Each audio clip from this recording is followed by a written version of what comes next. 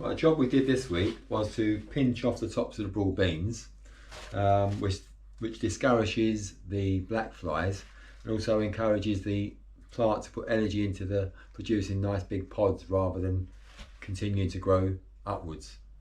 So we pinched off the tops, the very tops of each broad bean, and rather than that going to waste, they are edible. They can be eaten raw in salads.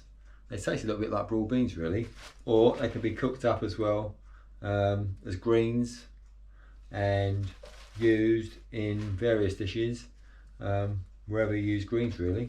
So rather than waste them, wash them and cook them. So I've cooked down about half of the broad bean tops, added it into some chopped garlic and red onion, and that's going to go into a spaghetti bake.